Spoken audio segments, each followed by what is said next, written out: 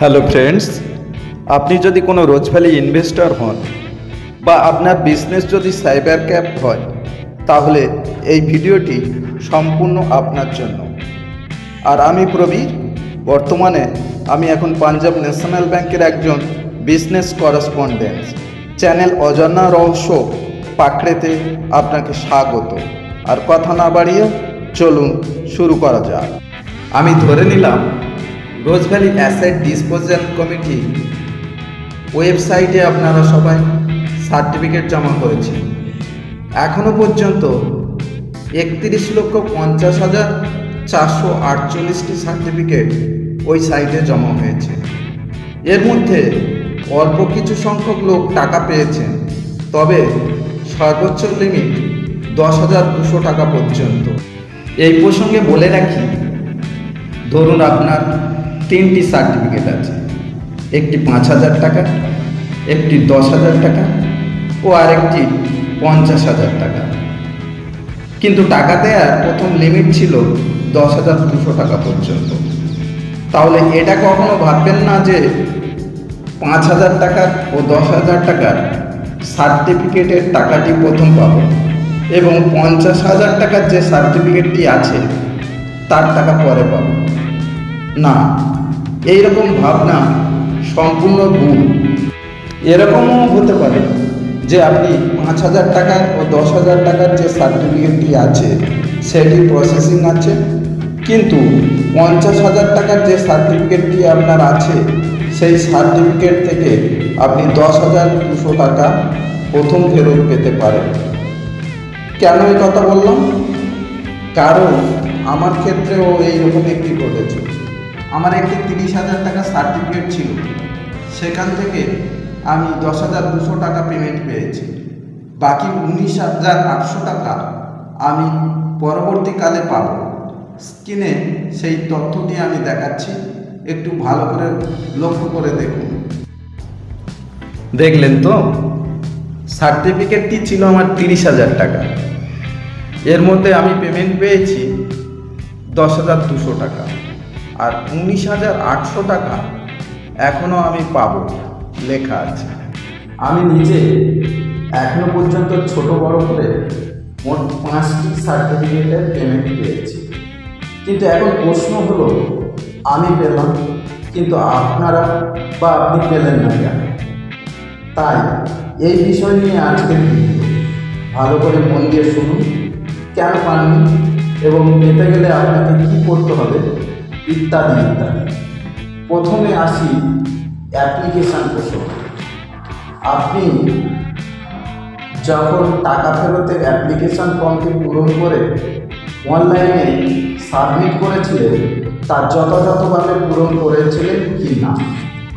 যদি ভুল হয় তাহলে ওই অ্যাপ্লিকেশানটি রিজেক্ট হয়ে পড়ে থাকবে। আপনি ভাবছেন ফর্ম ফিল আপ হয়ে গেছে মানে আমি টাকা পেয়ে যাব, কোনো চিন্তা না করে বাড়িতে বসে আছে।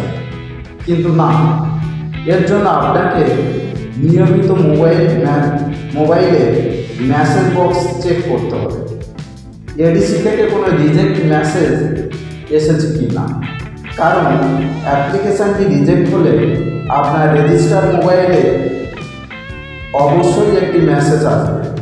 যদি তা না পারেন তাহলে আপনার মোবাইলে গুগল ক্রোম ব্রাউজার ওপেন করে টাইপ করুন রোজভ্যালি এডিসি, সার্চ করুন।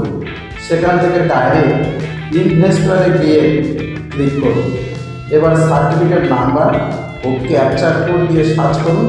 দেখুন আপনার অ্যাপ্লিকেশানটি কী অবস্থায় আছে।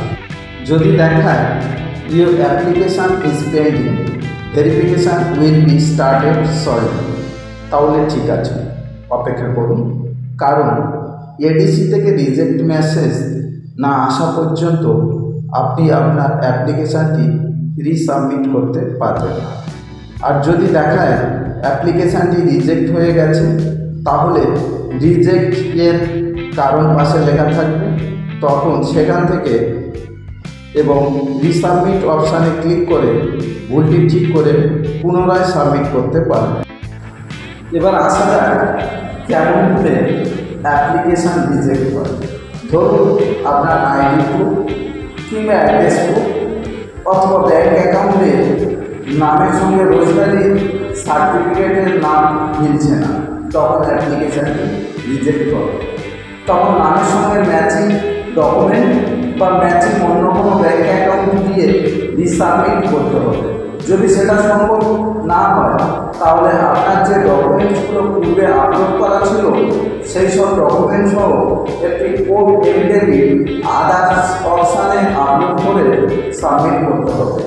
আবার ধরুন সার্টিফিকেট হোল্ডার মারা গেছে, তার নমিনি ক্লেম অ্যাপ্লাই করেছে, সেক্ষেত্রে কেবলমাত্র হোল্ডারের ডেথ সার্টিফিকেট লাগবে, বাকি সমস্ত ডকুমেন্ট নমিনি লাগবে।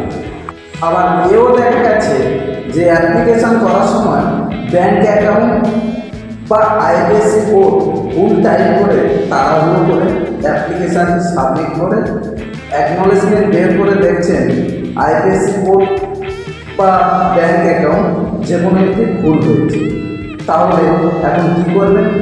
রিজেক্ট না হওয়া পর্যন্ত তো ওই অ্যাপ্লিকেশানটি পুনরায় সাবমিট করতে পারবেন না।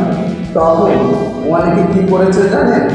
অনেকে বুকিং নাম্বার দিয়ে অ্যাপ্লাই করেছে, অনেকে সার্টিফিকেট নাম্বারের আগে যে জিরো আছে সেই জিরোটিকে বাদ দিয়ে অ্যাপ্লাই করেছে।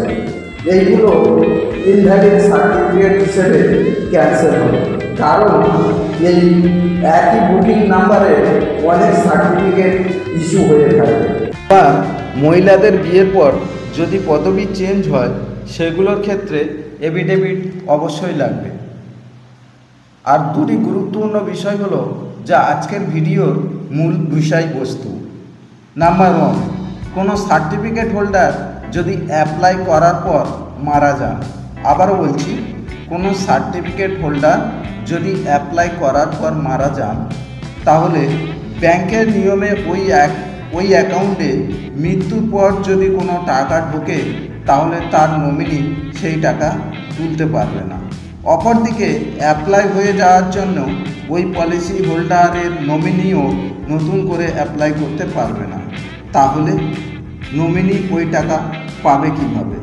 নাম্বার 2, আপনার অ্যাপ্লিকেশান অ্যাপ্রুভ হয়ে গেছে, সার্চ করলে দেখাচ্ছে এই সার্টিফিকেটের জন্য অলরেডি পেমেন্ট করা হয়ে গেছে, কিন্তু আপনার ব্যাংক অ্যাকাউন্টে কোনো টাকা ক্রেডিট হয়নি, তখন কি করবে?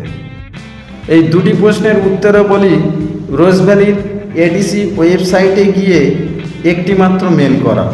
অফিসিয়াল ইমেল আইডি হলো info@rosevalleyadc.com। কীভাবে মেল করতে হবে, কি লিখতে হবে, কি ডকুমেন্ট পিডিএফ আকারে পাঠাতে হবে, মেলের ফরম্যাট কী হবে তা আমি পরবর্তী ভিডিওতে বলে দেবো। তার জন্য চ্যানেলটিকে সাবস্ক্রাইব করে সঙ্গে থাকতে হবে। আজকের ভিডিওটি ভালো লাগলে লাইক, কমেন্ট ও শেয়ার করতে ভুলবেন না। ধন্যবাদ।